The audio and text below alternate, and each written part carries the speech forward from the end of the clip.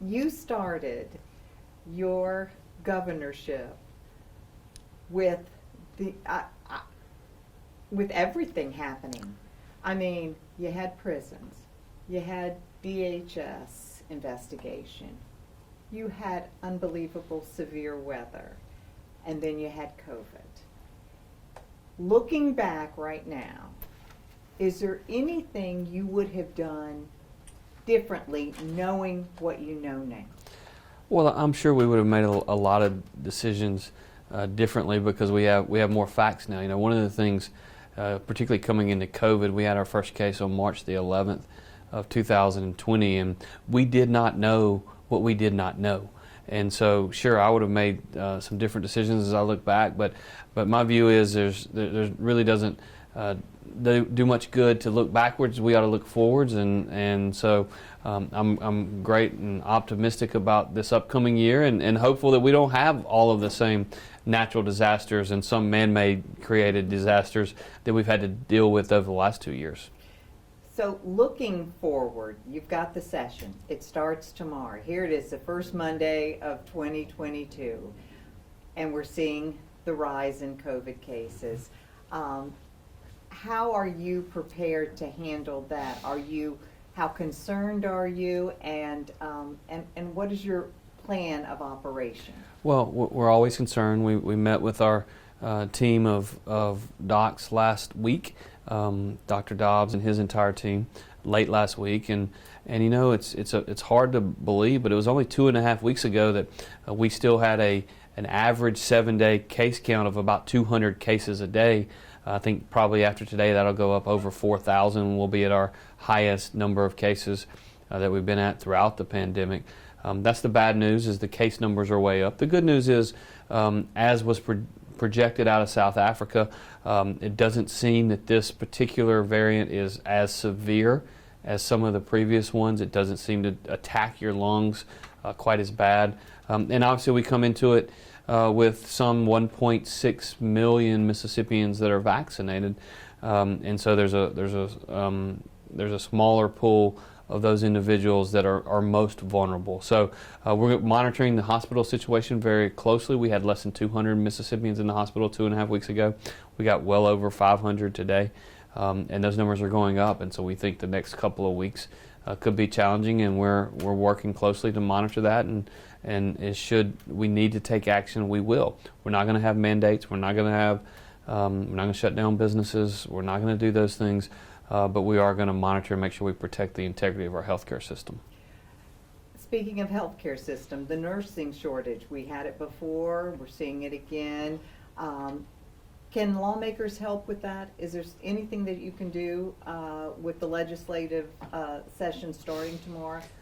Can something be done? Well, let me say this. It's a long-term challenge, and it's a challenge that is not unique to Mississippi. I don't know if you saw the governor of Maryland on TV, I believe it was yesterday, talking about you can't create new nurses, you can't create new doctors overnight. And so we certainly need to continue to invest in growing the size of the medical school class, the size of the number of nurses that we have in Mississippi. It's a long-term challenge, but the thing that we know is that our population is aging. Our population is getting older, and as our population gets older, there are going to be more and more healthcare needs, and we're going to need more and more healthcare workers in the future. And so I want to continue to increase and find ways to incentivize more people going into the healthcare space because the jobs tend to pay more than average wages, and particularly in small communities. And but look, the shortage of nurses is true not only at our hospitals, it's also true at our nursing homes. It's also true, by the way, at the Department of Health and the Department of Mental Health, where we employ a number of nurses, and we're trying to find ways to improve that as well. I don't think the legislature should utilize federal money to pick winners and losers within that. I think we need to make sure, if we're going to incentivize and reward those healthcare heroes, and they are in fact healthcare heroes, we need to do it across the board. We don't need to pick and choose which ones we do. Teacher pay. You prepared to propose or endorse a new pay raise for teachers this session? I'm a big proponent of raising teacher salaries in Mississippi. I've proposed $4,300 increase over the 4-year period. The legislature enacted the first 1,000 last year. I hope we can see a significant move forward with respect to that.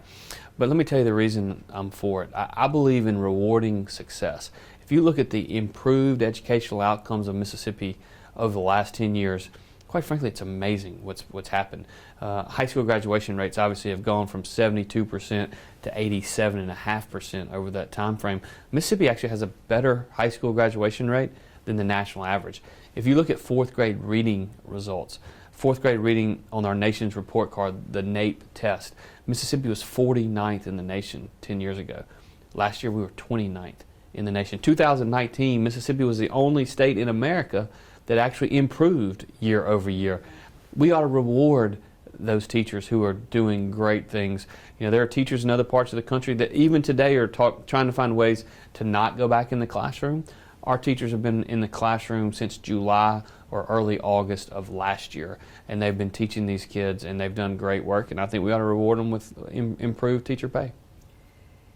Do you believe that we can maintain adequate education in our state as teacher and student numbers in public education go down? Well, clearly, the pandemic has changed things in a lot of ways. There's been a lot of students that have chosen to homeschool.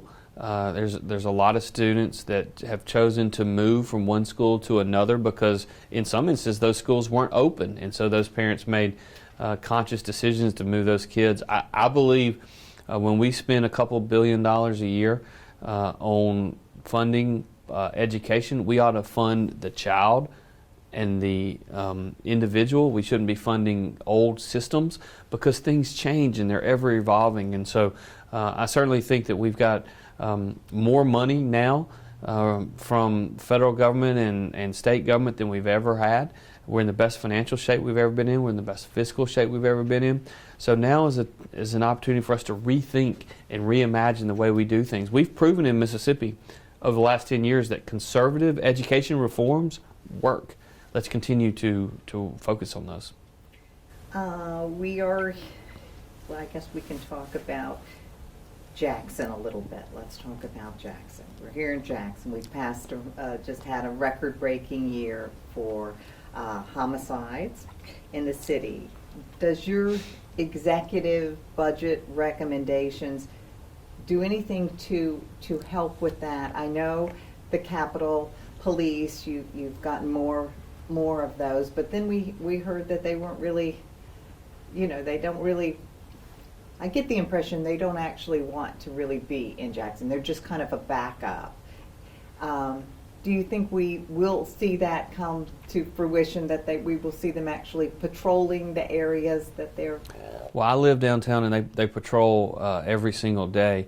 We need more cooperation amongst law enforcement in the city of Jackson. We have a great working relationship with Hinds County Sheriff's Office.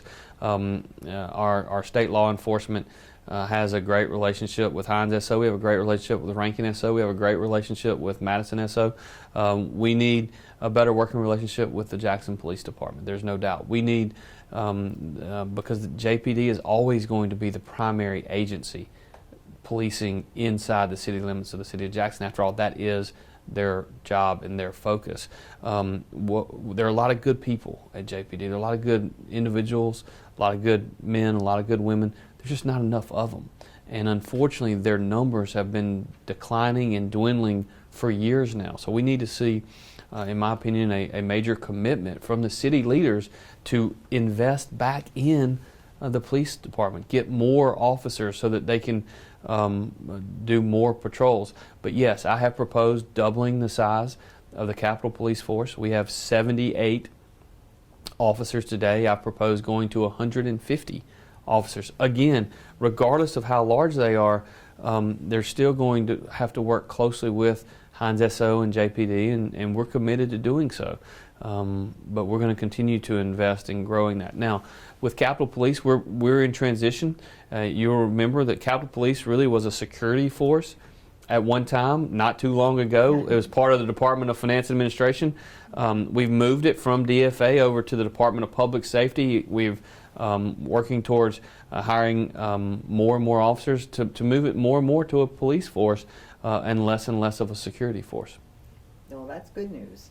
I think it's very great. good. And you have said that we need more officers in Jackson. We need more JPD officers there. This is a classic example of we need both and, not either or. Right. No, I understand. All right, we've got challenges in law enforcement. We have challenges in medicine and education, although you're painting a pretty bright picture there for us. Do you feel the time is right now for the elimination of state income tax? And how do you tell the people of Mississippi that it's not just going to benefit the people who have? Well, I will tell you, in our state, the individual income tax. Now, we eliminated the 3% bracket 6 years ago, but it's after you have $18,000 of individual income, you start getting taxed at the state level. So anyone who earns more than $18,000 in what would otherwise be taxable income, you start benefiting from the elimination of the individual income tax. When I think about where we're situated geographically, it doesn't take a genius to figure out that with Texas to our west and Florida to our east and Tennessee to our north, all of whom have no income tax, we are at a competitive disadvantage because of that individual income tax when we're talking about job creation and bringing better and higher paying jobs to our state. And so I think we have to eliminate it to remain competitive. The good news is we are at a point in time where last fiscal year we collected over $1 billion more in income, in revenue at the state level than we had projected. In the first 6 months of this fiscal year, we're over $500 million to the good again. And so by the end of this fiscal year, we're probably going to be $2 billion to the good, which is more than even the ARPA funds, the $1.8 billion that is coming in from the federal government. And so if we take this opportunity to invest those monies in long-term opportunities to make a long-term difference, we can go a long way towards not only investing in infrastructure and law enforcement and things that we need in the state, but also positioning ourselves where we can eliminate the income tax and still continue to see growing economy and growing revenues. Medical marijuana, well, I know how you feel. And as we go forward with this legislative session, how are you going to work that out? Well, we're continuing to work with the members of the legislature. The question is always asked about how do you feel about medical marijuana? Well, I'm 100% for medical marijuana. The question is how do you define medical marijuana? Where does it go from medical to recreational? And it is my view that if you're going to have a scenario in which you don't have pharmacists involved, you have bud tenders who only are required to have 8 hours of service, then the way in which you ensure that you limit the amount of marijuana on the streets of Jackson and other parts of the state is you put a cap on how much individuals can get in any 1 year. Right now, the legislative bill that is being talked about would allow for up to 11 joints a day for every individual that has a marijuana card. If we have the same number of individuals in Mississippi that Oklahoma has, it's about 10% of their population. That's 300,000 Mississippians that would have a marijuana card that could go to a bud tender with 8 hours of education and get 11 joints a day. That's 3.3 million joints a day. It's 100 million joints in a month. It's a 1.2 billion joints in a year. And I believe that crosses that threshold from medical and takes it into recreational, and I just don't think we need that much dope on the streets of Mississippi. Have you seen it happening in other states? Are you monitoring it and seeing that it is? Very closely, and there's some 30 states that have various versions. You have states like Oklahoma that we're trying to avoid, and then you have states like our neighbor to the east, Alabama, which passed true medical marijuana that is regulated and is limited to only those who really need it, and I prefer us to be there. I recognize that we're going to be somewhere in between, but I don't think we should go and have the most liberal marijuana laws in all of the country. So you think something will happen this session? I'm very confident that something will happen this session, and I just hope we do it in a way where it's true medical marijuana and we have reasonable restrictions and reasonable limits on the amount of marijuana individuals can get. This week, we are marking the first anniversary of the January 6th attack on Capitol Hill. Deadly day. Still casting a shadow over our democratic process. How are you observing the anniversary, and do you think more Americans are ready to put violence aside in our policy differences? Well, obviously we're focused on the Mississippi Capitol and the Mississippi legislative session, and so I haven't thought much about how I'm going to spend tomorrow, much less how I'm going to spend 3 or 4 days from now. But I will say this, there is no place for violence in the political sphere, in the political realm.